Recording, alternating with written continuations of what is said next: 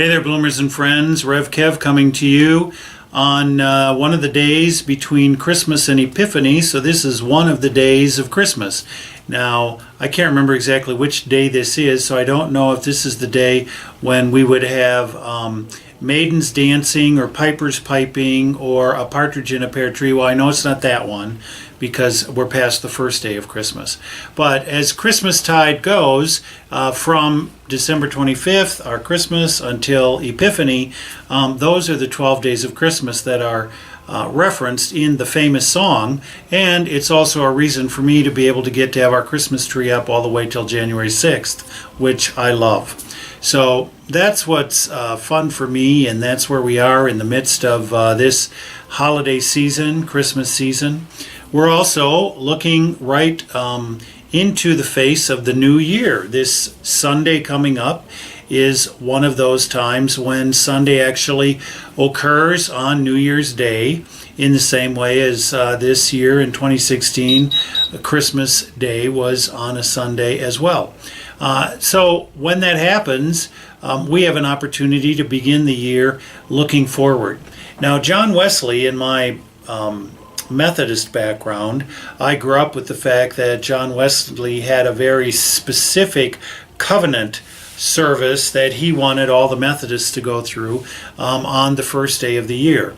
And it was basically a situation where people in the process of this liturgy gave themselves entirely to God and for the year to come, and were encouraged to assume that attitude that all that they had, all that they were, all that they were going to do was God's, not basically owned by the humans. Our theology has changed a bit over time, and what tends to have some of the negative aspects of that sort of thinking is that it subjugates people and it makes people basically think that they may not be worthy. So I still want us to think in terms, as we go into the new year, that we understand that all that we are a part of is a part of God and God's creation, but it's not in a way that we are worthless. It's in a way that we are greatly valued by God because we are co-creators in this life and in the year to come. So whatever happens in the year to come is something we will be able to create in our own lives. We don't have to be victims. We don't have to be subjugated. We don't have to be put down. We don't have to think of ourselves as unworthy. In fact, the opposite is true. We are powerful, and we are worth a great deal in the realm of God, in God's realm, in the developing of what we oftentimes call the kingdom of God.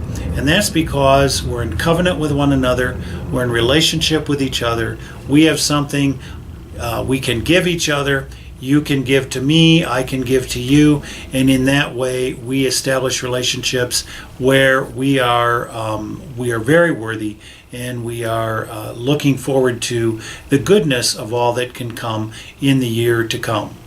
Now, that doesn't mean there won't be struggles. It doesn't mean there won't be setbacks. It doesn't mean there won't be times of disappointment and even pain. It won't mean that there'll be times of dismay, that there won't be times of dismay. But in all of that, we can come back around the circle and go, I'm in covenant with people around me. I'm in covenant with God. And so we can go forward with that strength and that understanding. So I look forward to 2017. It's going to be a year like none other. It is technically the 15th anniversary of Mike and me coming to the desert to start Bloom. We'll celebrate Bloom's 15th anniversary most likely in March of 2018. But it's a big year. And it's been 15 years ago this time when the vision that I experienced that led us to come to Bloom here in Palm Springs was actually taking place. So it is a covenant that we made to come here and to do what we can. And basically what we have in Bloom in the Desert Ministries has been our whole life for the last 15 years. So I look forward to going forward in life with all of you in 2017, and I hope you'll do that with us as well. Hope to see you in church on Sunday. If we can't be there together, hopefully we'll be together in spirit And as always, I ask you dearly to keep us in your prayers.